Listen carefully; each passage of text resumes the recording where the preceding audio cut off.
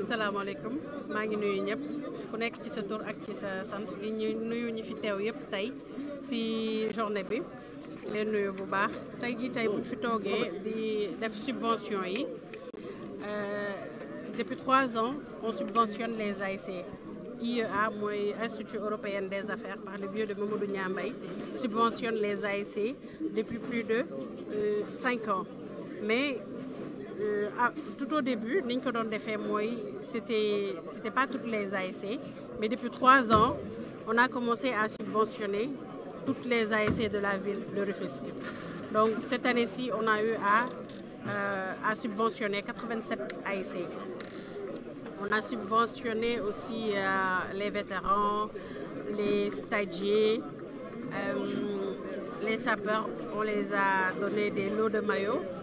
Donc jox nañu aussi Aquagym bi, donc on a eu à Croix-Rouge bi aussi, on les a remis des jeux de maillots, service d'hygiène aussi. Donc subvention yi, c'est une manière de participer pour le développement sportif de la ville de Rufisque.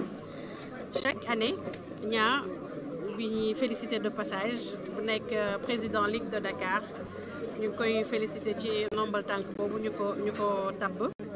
Chaque année day subventionner les ASC donc ak toutes les personnes qui œuvrent dans le domaine du sport notamment mooy les stagiaires mooy les sapeurs pompiers ñëpp ñi nga xam ne dañuy yëngu ci sport bi dañ leen di taxaw jàppale leen accompagner leen pour mën leen faciliter seen li nga xam ne mooy les nawetaan parce que ku ne xam na ne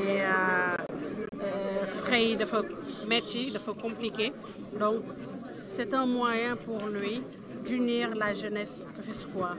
Donc chaque année mu koy def ñu koy ci remercier bu baax tey au nom de l'IEA ñu ngi def subvention bi donc ñëpp jot nañ seen enveloppe ñu remercier la presse aussi ci teewaay bi di remercier tout le monde.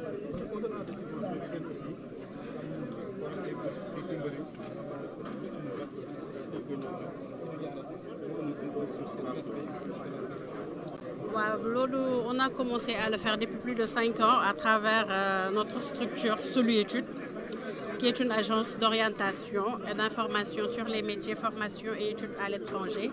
Donc Soluétude accompagne bépp étudiant rufisquois de chaque ASC li tax ñu copté ASC yi pour mën a aider la ville rufisquoise parce que tey le président Mamadou Niambay bëgg na bu suba wala bu ginnaaw suba mu am d'autres Niambay ñi nga xam ne judd nañu ci dans les quartiers parce que tey boo dimbalee benn nit ci biir famille mooy dimbale nga toute une famille donc l'idée est venue de là pour mën a suqali yenn famille yi jàppale leen jël seen benn doom ba nga xam ne jàng rek la bëgg jàng na ba yàlla dimbale ko mu am bagam ñu jàppale ko ak 0 franc mu mën a dem continuer ses études à l'étranger pour mën a ñëwaat dimbali famille wam dimbali quartier wam donc ñuy remercier ASC yi respecté yooyu yëpp di ñëw di indi seeni dossier di ñu jàppale ci liggéey boobu di ñu ko yombal ñu ngi leen ci remercier bu baax.